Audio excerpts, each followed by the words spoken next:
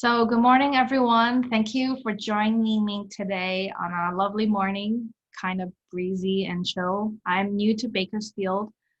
I just moved here about a month ago, and this is all very new to me. So this is the Music Parent Orientation 2020 for Casa Loma.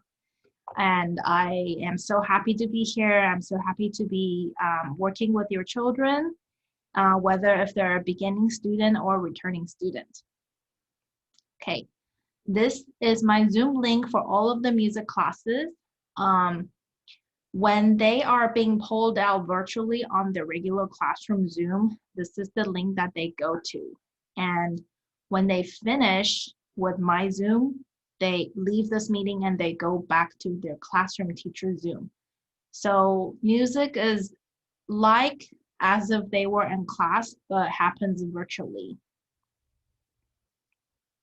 Okay, so the music schedule, I have sent out a music schedule via Remind app already, but music classes will take place via Zoom during regular school day, which most of you should already have the schedule via Remind app. And then Casa Loma music will happen on Tuesday and Thursdays. These are set days. And let me say one more time, Casa Loma music classes are Tuesdays and Thursdays. Okay, classroom procedures and expectations is just the same like as we're in a regular classroom. Students are to participate in the once a week music class via Zoom. So right now, music classes are only happening once a week. We will meet 35 to 40 minutes once a week via Zoom. Students are to complete the weekly assignments from the music teacher. Music assignments will be in the Google Classroom that I have created for the music students. And there's already 3 of them up there and the codes and everything are already shared out. So if your kid has having problem joining the Google Classroom, the Google Classroom code is on that class schedule that I have sent you. Regular attendance and participation in distance learning is a requirement to participate in music once in-person classes resume. So I think this means you are participating in music right now online via Zoom, but once we go back face-to-face, you are still enrolled and you are required to come to music class once we go back to school. Okay, so let me talk about beginners. So here's the thing. Beginners, we are not giving them instruments until we're back face-to-face. Mostly because we don't want them to hurt themselves or have the instruments be broken. We don't want that to happen. And even though there's no instruments involved with beginners, regular attendance and participation in distance learning is a requirement to participate in music once in-person classes resume. So once we go back to school, beginners will get their instrument when we go back to school, and they still need to participate in music as normal. And we can talk about that later if we have more questions. Okay, so here's the grade/progress reports. We highly encourage students to practice at home. We'll talk about a plan on how to show evidence of students' practice time at home. We hope that the general musicianship, that even though it's at home, distance learning, we want the general musicianship of your child's musical progress improve even though we're at home. And attendance, very simple. You need to show up once a week to class. And my thing with attendance is we are only happening once a week. Your kid cannot tell their teacher, oh, I have music class right now. I'm going to Dr. Chang's music class, but don't show up here at my music class. That would be a misattendance. We don't really want that to happen. Like kind of skipping school virtually, we don't want that. Okay, so let's talk a little bit about returning music students. Returning music students means students that have played an instrument last year and this year they should have had gotten their instrument during the lunchtime pickup. If not, you need to make a special appointment with me so that we can go pick up your instrument at school. Returning music students are expected to practice their instruments regularly and make consistent progress throughout the school year. Practice record, we will talk about that in class with the students. And amount of time is not as important as musical practice. So if your kid is practicing, let's say, an hour a day, but he's practicing, let's say, the wrong scale, that doesn't count. Practicing means practice to improve something that needs to be improved, meaning if your kid is learning a piece of music, he practices 10 times, but he always plays it wrong. So he practiced the music wrong 10 times.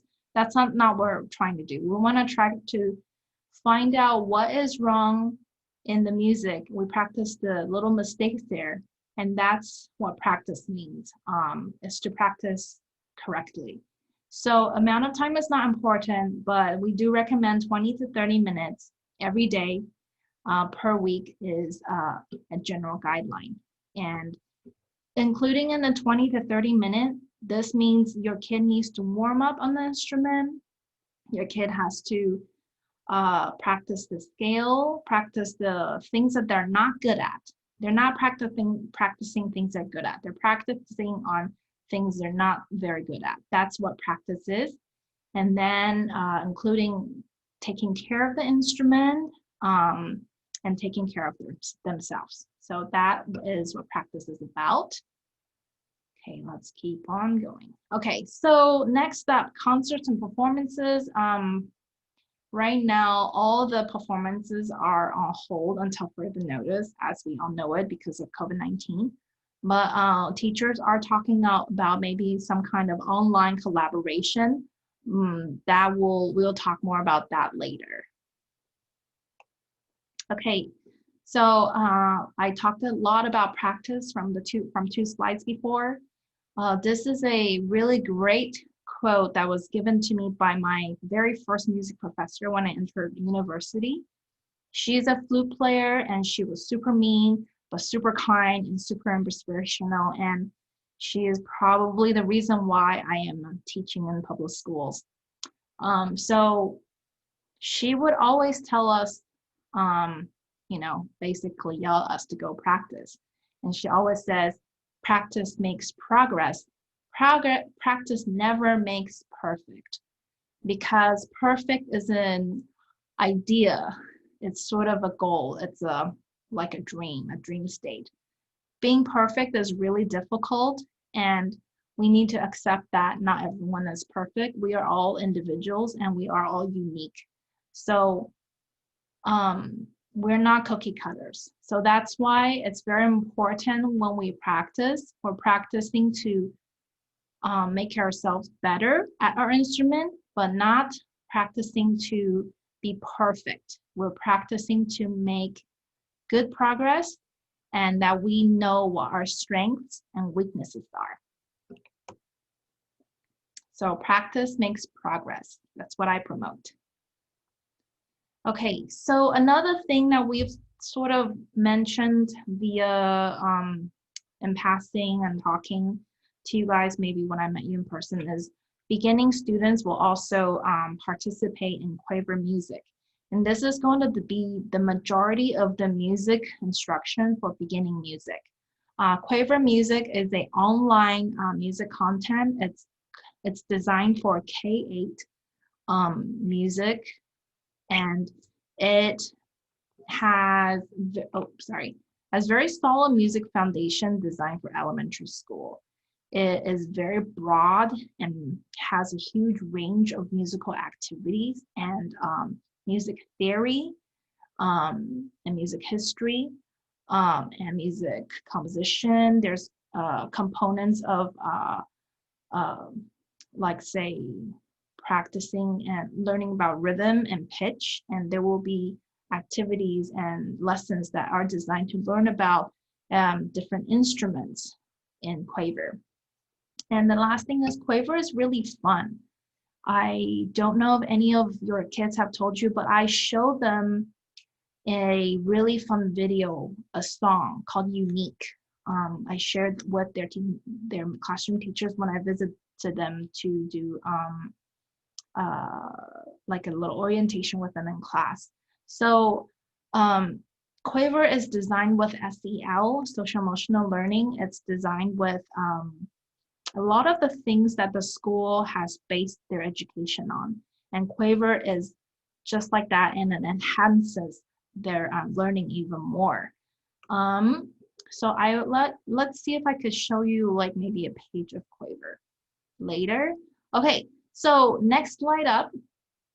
So this is the Casa Loma Elementary School Instrumental Music Enrollment QR. It's a mouthful, but if you know anyone or know student that still wants to enroll in music, all you need to do is point your camera with your camera app on, point at this square, and the music enrollment form will pop up. But if you already enrolled, you don't need to do this again. I included this slide because I'm going to upload it to the classroom teachers Google Classroom. So hopefully like other parents can still enroll if they want to. Okay, so lastly, I want to welcome everyone to Dr. Chan's Casa Loma Music. I have a little inspiration right here. I think music is to make good choices. In music, we use kind words to each other. In music, we also show respect to our environment, our teachers, our students, our parents. And then in music, we involve ourselves. That means we are practicing, we are taking care. And also in music, we care for our room and instruments. We are music students that care, kind, and we are students that are responsible for their own learning. That's what I'm trying to say. Because being a musician, being a music student, that means you have to do extra time outside of your extra homework. You have to put in extra effort. So I think being a music student is to be responsible of what your choices are. Okay, so this is my last slide, and I'm going to stop sharing and stop recording right here.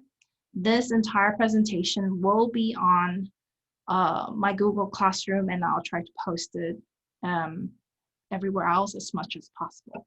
So thank you, and I'm going to stop right here so we can have some questions and answers. Stop recording.